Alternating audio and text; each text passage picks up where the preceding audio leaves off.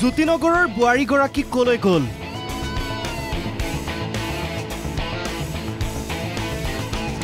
কোনে হাৰিয়ানালৈ লৈ গ'ল তেজপুৰৰ বোৱাৰীক?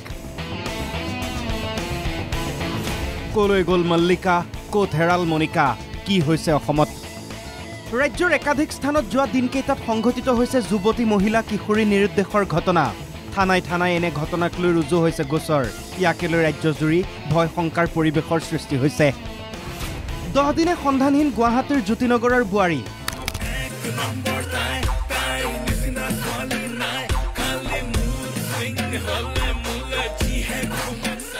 3 আগষ্টৰ সন্ধিয়া খোজকাঢ়িবলৈ গৈছিল জ্যোতিনগৰৰ এইগৰাকী বোৱাৰী প্ৰজ্বলিকা পাটোৱাৰী। তাৰ পাছৰে পৰা তেওঁ আৰু ঘৰলৈ উভতি অহা নাই। অনুৰাধা চিনেমা হলৰ সন্মুখত শেষবাৰৰ বাবে চিচিটিভিত ধৰা পৰিছিল বোৱাৰীগৰাকী। ঘটনা সন্দৰ্ভত স্বামীয়ে চানমাৰী থানাত ৰুজু কৰিছে গোচৰ। কোনোবাই সন্ধান দিলে পুৰস্কাৰ দিয়া হ'ব 1 লাখ টকা।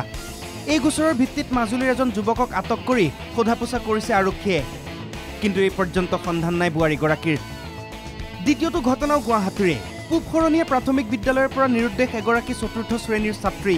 বিদ্যালয়ৰ পৰা ঘৰলৈ উভতি যোৱা নাই নয়না তাঁতী নামৰ ছাত্ৰীগৰাকী। নিশা 2 বজালৈকে কণমানি নয়নাক বিচাৰি হাবাথুৰি খালে পিতৃ-মাতৃ পৰিয়ালে। চানমাৰী আৰক্ষীক অৱগত কৰিছে পৰিয়ালৰ লোকে। দুটামানৰ পৰা নাই ছোৱালীজনী, ঘৰত নাই। তাৰপিছত মই স্কুলত বিচাৰি আহিলোঁ, স্কুলতো নাই। লগৰ তাতে গ'লোঁ, লগৰ তাতেও নাই।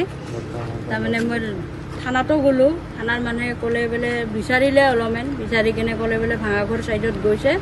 এতিয়া ভাঙাঘৰ ছাইডত আমি বিচাৰি নাই না। দলগাঁৱৰ পৰা নিৰুদ্দেশ খগজানী গাঁৱৰ মানসিকভাৱে অস্থিৰ হাজেৰা খাতুন। বেংকলৈ যাওঁ বুলি ওলাই যোৱাৰ পাছৰে পৰাই সন্ধানহীন হাজেৰা খাতুন। খাৰুপেটীয়া আৰক্ষী থানাত এজাহাৰ দাখিল কৰিছে পৰিয়ালৰ লোকে। বিচাৰ খোচাৰ কৰিও কোনো সুংসূত্ৰ পোৱা নাই।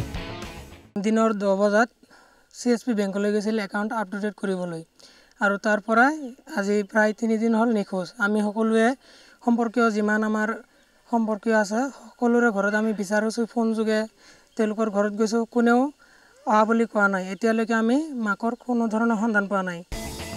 এখন জিলাতে 5 গৰাকীকৈ যুৱতী মহিলা নিৰুদ্দেশৰ ঘটনা সংঘটিত হৈছে। ওদালগুৰি জিলাত ৰুজু হৈছে মহিলা নিৰুদ্দেশৰ এটাৰ পাছত আনটো গোচৰ। ওদালগুৰিৰ ৰৌতাৰ মল্লিকা খাতুন, হৰিচিঙাৰ লাইমন দৈমাৰী, ফুহুৰাবৰীৰ দীনা নাৰ্জাৰী, হাতীগড়ৰ ৰীমা দীঘাল, ৰৌতাৰ মনিকা বৰ্মন। এনেকৈ সন্ধানহীন হৈছে এগৰাকীৰ পাছত আনগৰাকী মহিলা যুৱতী। এই খবৰবোৰে উদ্বিগ্ন কৰিছে সকলোকে। কিয় ঘটিছে এনে ঘটনা? অধিকাংশ ঠাইতে নিৰুদ্দেশ হোৱাসকল বোৱাৰী, কাৰোবাৰ এটি সন্তান, কাৰোবাৰ দুটি। তেজপুৰতো পত্নী নিৰুদ্দেশ হোৱাক লৈ দিশহাৰা স্বামী। ফেচবুকত কাৰোবাৰ সৈতে কথা পাতি থকাৰ কথা গম পাইছিল স্বামীয়ে। তাৰ মাজতে যোৱা 12 জুলাইত কিবা কাম আছে বুলি ওলাই গৈছিল পত্নী। তেতিয়াৰ পৰা আৰু সন্ধান নাই। পত্নীয়ে ফোন কৰি এতিয়া জনাইছে, মই হাৰিয়ানাত আছোঁ, মোক লৈ যাওক, মোক বচাওক। 1 बजे बोल रहा था कि बैंक जाना है, तो मैं बोला कि बैंक जाओ, लेकिन पहले से उसका फेसबुक में किसी से चक्कर चल रहा था, लेकिन मैं उतना डाउट नहीं किया। तो उसी दिन से 1 बजे से वो गायब है।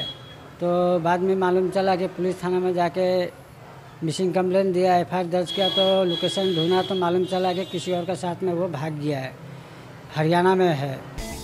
এনেবোৰেই ঘটনা। এতিয়া আৰক্ষী ব্যস্ত হৈছে অনুসন্ধানত। ৰিল চায়ো সন্ধানহীন বোৱাৰীৰ বিভিন্ন কথা বুজিবলৈ চেষ্টা কৰিছে আৰক্ষীয়ে আৰু ৰাইজে। Bureau report NKTV+।